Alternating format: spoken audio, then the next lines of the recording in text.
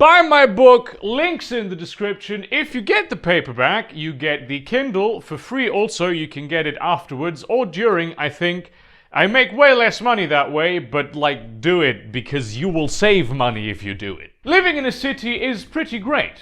There's always something to do, and there's a wealth of interesting people to hang out with. I also like cities because of their privacy, because even though everyone lives stacked atop each other, people actually get to value their privacy here, and there's a lot of methods that we use to keep to ourselves. The overwhelming majority of people in the city are not lonely, they're just picky about who they hang out with. Contrast this with like small town where everyone does have a certain degree of privacy living in their big houses, but everyone is constantly up in everybody else's shit. Which, all of that isn't to say that you can't be lonely living in a city, because boy oh boy, there's a lot of loneliness in any major urban area. You can be a hermit in the city just as much as you can be a hermit out in the country. And very often you won't be a hermit in the city because you chose that kind of life, which you can, but most of the time it's gonna be because the stars just aligned wrong and you're unlucky. You might even be a super interesting and nice person and not have any real close friends in the city, no real sense of community or belonging to a group of people. You can be a shell surrounded by ghosts, and the only way that your neighbors will know you're dead is when the smell from your apartment becomes too bad. But you don't need to be condemned to eternal loneliness to notice the lack of a sense of community that you have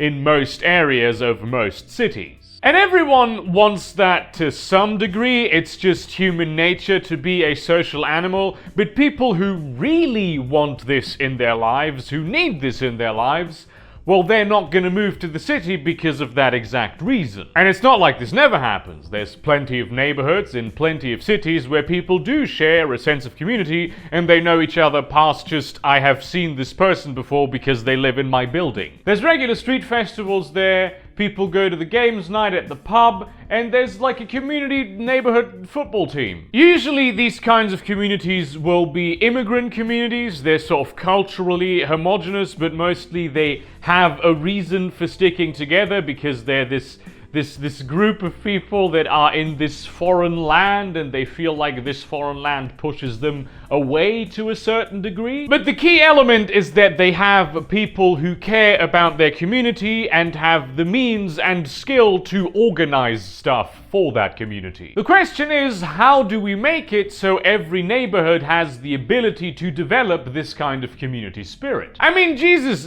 depending on where you live, you might have a single building that has as much people in it as some like small towns or neighborhoods. That could be a self-contained community in and of itself. I think this is very important, not just because it would like catch a lot of lonely people and just improve the quality of life of everyone living in the area because they know and enjoy their neighbors, but it will also attract a lot more country people to living in the city. And this is good for many reasons, not the least of which is that living in the city is a lot better for the environment than living out in the country, unless you are actually a literal hermit that doesn't buy anything but just grows stuff on their own soil exclusively. The idea is to have all of the advantages of living in the city and also all of the advantages of living out in the country. And there's a lot of factors that are required to making this kind of thing happen. Like, for instance, you want to create more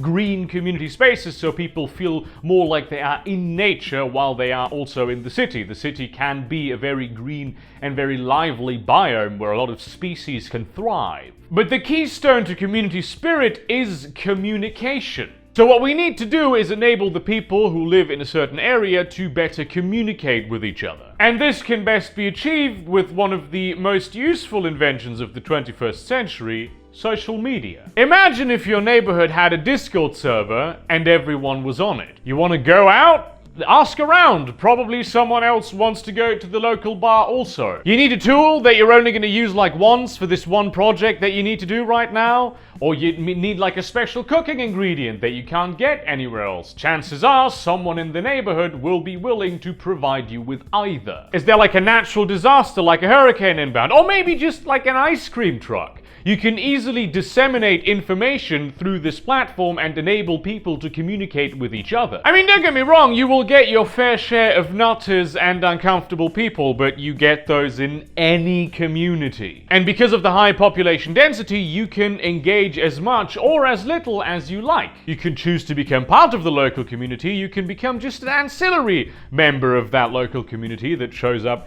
every once in a while, or you can just not do that. There's still a whole city's worth of interesting people to hang out with. I'd envision like a tiered social media platform where when you move into the city, you get like access to, if your building is big, like a big high rise, you get access to channels that are for your building only, then for your block, for your group of blocks, your neighborhood, your district, and eventually, like on a meta level, the whole city in the big thing. Which could also be used to make communication between constituents and administrators a lot easier. If it's run non-commercially as a public utility by, for instance, say the city, on a bunch of servers in like City Hall, it could not only improve the community spirit and the standard of living of all the communities involved, but also the popularity of the city as a whole by fostering a sense of shared identity. You could extend the local neighborhood football teams to like a citywide amateur league, which is something that in some cases already exists, but this would just make it easier to organize